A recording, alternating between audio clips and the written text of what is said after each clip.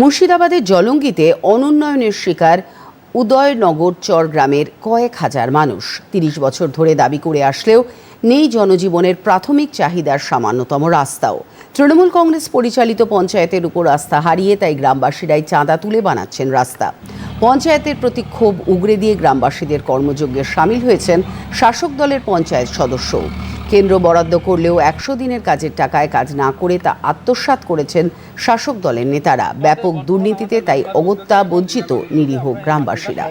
সহযোগিতা করে মাটিটা ফেলছি আমরা, কে 200 দেখে 500 দেখে 1000 দেখে এরকম ইত্যাদি সবাই আমরা কালেকশন করে মাটিটা তুলে ফেলছে। রাস্তা আমরা চলাচল করতে পারছি না এই কারণের জন্য।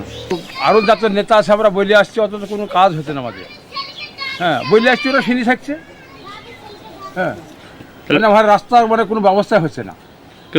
হ্যাঁ, ভোটের সময় আসে, ওই ভোট নিতে নিয়ে যায়, নেতা হয়ে যায়, মিটিং হলো, আমরা যে বললে পরে ওরা শুনে যায়, আমরা বলে যাই, শুনে যায়, আবার কোনো ব্যবস্থা হচ্ছে না।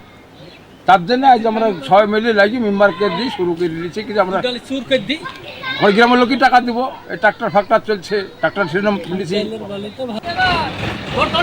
এই উলট পুরাণ দেখে কটাক্ষ করছেন বিরোধীরাও।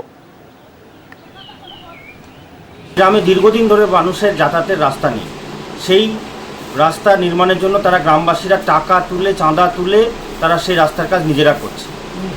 এর দ্বারা এটা প্রমাণিত হচ্ছে যে বিগত দিনে যে ১০০ দিনের কাজের টাকা কেন্দ্র থেকে নিয়মিত পাঠানো হচ্ছিল, সেই টাকা ফলসভাবে তারা চুরি করে নিচ্ছিল, সেটা আজকে প্রমাণিত হয়েছে। পঞ্চায়েতের মেম্বার থেকে শুরু করে, প্রধান থেকে শুরু করে প্রত্যেকে এই ধরনের দুর্নীতির সঙ্গে যুক্ত। কেন্দ্রের পাঠানো এই ধরনের উন্নয়নের টাকা তারা নিয়মিত চুরি করে যাচ্ছে।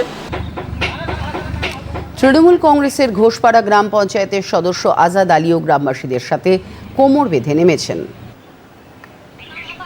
আমি এতদিন বলার পরও একডালি মাটির ব্যবস্থা আমার পঞ্চায়েতও করে দেয়নি, পঞ্চায়েত সমিতির সভাপতিও করে দেয়নি, না এমএলএ করে দেয়নি, কেউই কিছু আমাদের লিগি করছে না।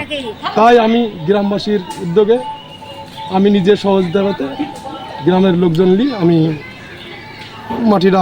মাটিরা ফেলি, যাতে মানুষজনের চলাফেরার রাস্তাটা একটু সুবিধা করতে পারি।